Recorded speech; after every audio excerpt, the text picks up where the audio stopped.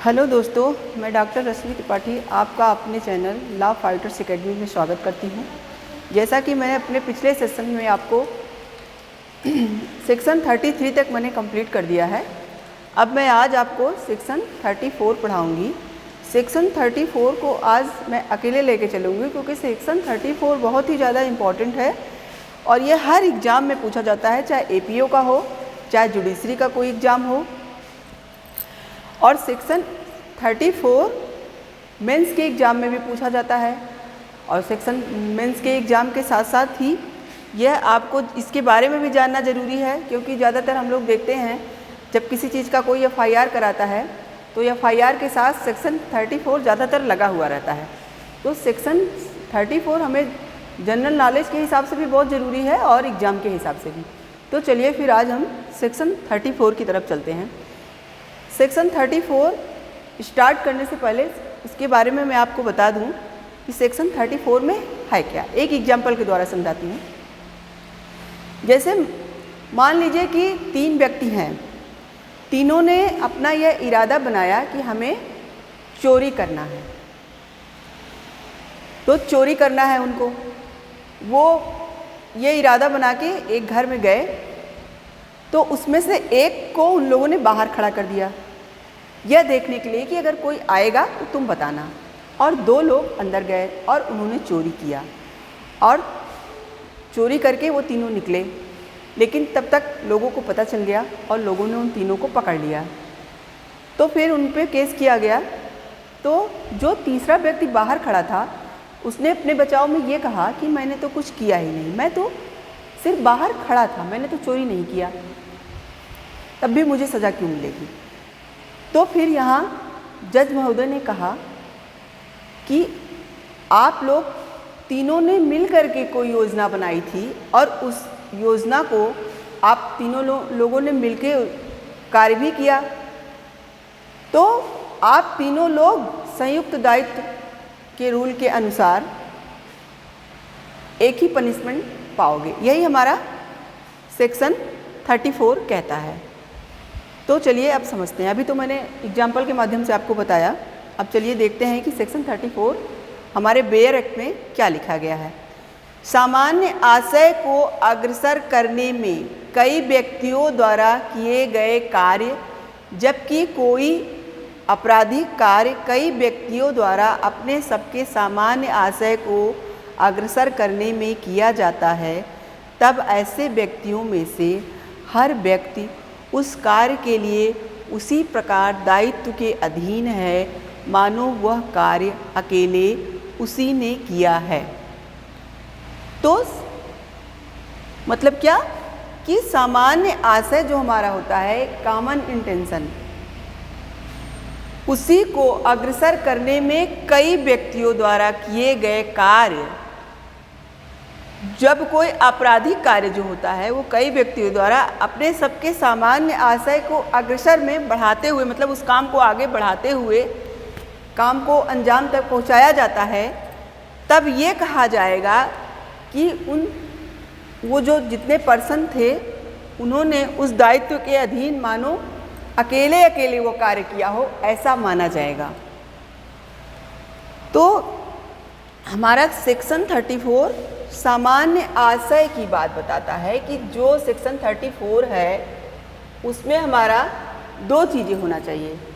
एक, हम कई व्यक्ति हों, कई व्यक्ति मान लो 1 से ज़्यादा हों, मिनिमम 2 व्यक्ति हों, और वो 2 व्यक्ति कोई सुनियोजित योजना बनाते हैं और उस सुनियोजित योजना के साथ साथ उनके मस्तिष्कों का पूर्ण मिलन भी हो। यानी वो तीनों आपस में या जितने भी लोग हों वो आपस में मिलके एक कार्य को अंजाम देने की योजना बनाते हैं और उस कार्य को करते हैं। भले उनमें से किसने क्या किया, किसने क्या नहीं किया, लेकिन जब तीनों लोगों ने ये दोनों काम किया, सुनियोजित योजना बनाई, दिमागों का आपस में पूर्ण मिलन पहले से था, तो वहाँ पे वो सेक्शन 34 के तहत अपराधी माने जाएंगे। तो ये हमारा था सेक्शन 34 हमारे बेयर एक्ट में क्या कहता है। इसमें एक बात और सेक्शन 34 के लिए इम्पॉर्टेंट है कि पूर्व नियोजित योजना के निष्पादन में जो सक्रिय भागीदारी है, सक्रिय भागीदारी भी बहुत जरूरी है। अब ये था हमारा सेक्शन 34 बेयर एक्ट के अनुसार। तो इसमें हमने अपना कीवर्ड क्या पकड़ा कि एक तो सामान्य आशय होना चाहिए, यानी कॉमन इंटेंशन। अब सामान्य आशय का मतलब ये हुआ कि जो भी व्यक्ति हैं उनके आशय क्या थे, समान थे, यानी एक ही अपराध को कारित करने के लिए वो लोग मिलके बातचीत कर रहे थे। तो सेक्शन 34 में क्या हुआ, एक तो कोई सुनियोजित योजना होनी चाहिए, दूसरा हमारे मस्तिष्कों का पूर्ण मिलन होना चाहिए और उसमें सक्रिय भागीदारिता भी होनी चाहिए, तब जाके हमारा सेक्शन 34 अप्लाई होगा। सेक्शन 34 स्वयं में एक अपराध अकेले नहीं है, यह किसी अपराध के साथ मिल के हमेशा लगता है। जैसे कोई मर्डर है 302, तो जैसे ये लगेगा 302 और 34 साथ में। अब जैसे एक एग्जाम्पल के द्वारा समझाते हैं कैसे। जैसे कुछ लोग डकैती करने गए, उसमें से 2 लोग बाहर खड़े थे ये देखने के लिए कि कोई आएगा तो बताएंगे। बाकी लोग अंदर गए और डकैती किया और जो लोग उन्हें रोकने की कोशिश की उनको मार डाला। तो मारा कुछ लोगों को, उसके बाद डकैती भी किया, फिर वो लोग भागे। जब वो लोग पकड़े गए, उनके ऊपर केस किया गया, तो वहाँ जो 2 लोग बाहर थे वो अपने बचाव में कहे कि हमने तो कुछ नहीं किया, ना तो डकैती किया, ना तो किसी की हत्या की, फिर हमारे ऊपर ये केस क्यों लगाया जा रहा है, ना तो मर्डर का केस हमारे ऊपर नहीं चलना चाहिए, ना ही तो डकैती का।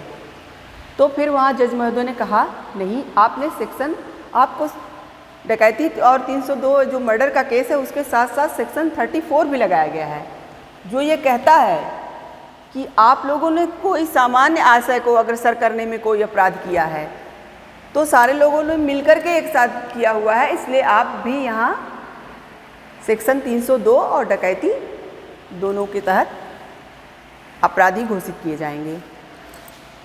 तो सेक्शन 34 किसी अपराध के साथ ही लगता है, अकेले में ये खुद एक अपराध नहीं बनता है। अब इसके बहुत इम्पॉर्टेंट कुछ केस हैं जो आपको बता दूं। एपीओ एग्ज़ाम के ध्येय से भी बहुत इम्पॉर्टेंट है, और चाहे जे के एग्ज़ाम हो, चाहे जुडिशरी के कोई भी एग्ज़ाम हो, बहुत ही इम्पॉर्टेंट केस हैं जो आपको हम बताते हैं।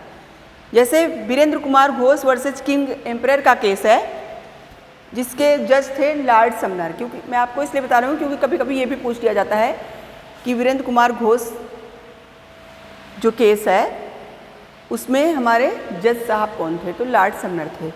और इस केस को पोस्ट मास्टर हत्याकांड केस भी बोला जाता है। इस केस में भी यही हुआ था कि पोस्ट मास्टर साहब के यहाँ ये लोग गए, पोस्ट मास्टर साहब पोस्ट ऑफिस में बैठ के कुछ पैसे गिन रहे थे।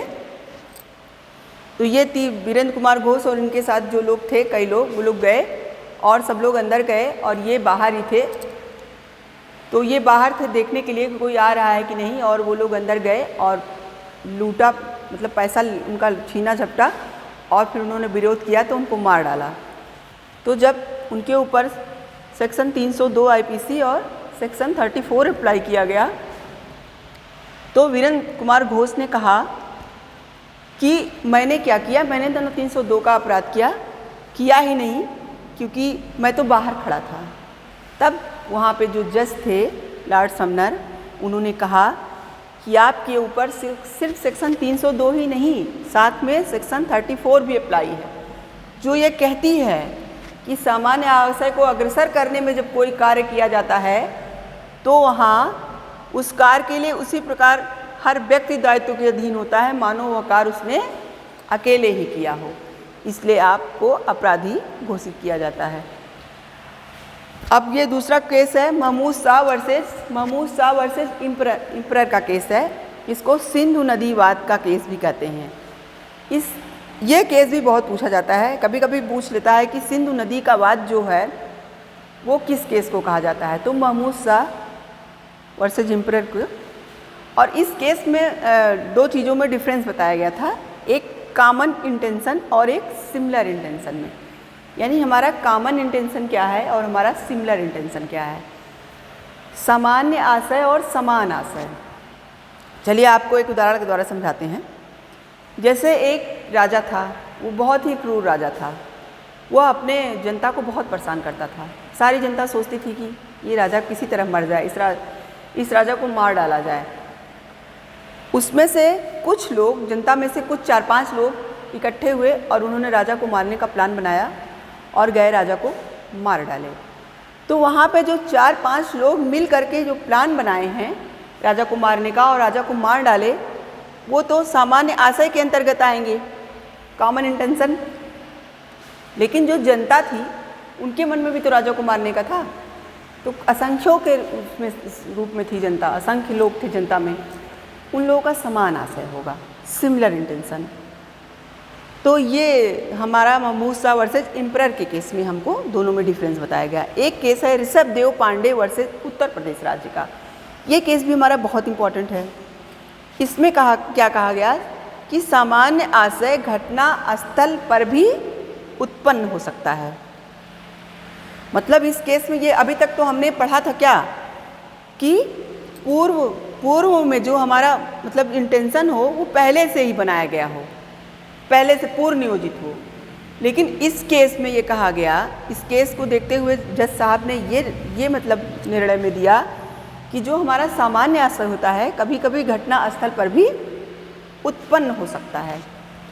तो जैसे एक एग्जाम्पल से बताते हैं कि एक आदमी था जो कि कमरे के अंदर मरा हुआ पड़ा था और उसके पास से 2 आदमियों को भागते हुए देखा गया था, जिसके एक पर्सन के हाथ में, एक आदमी के हाथ में कुल्हाड़ी थी और दूसरे के हाथ में लठ था।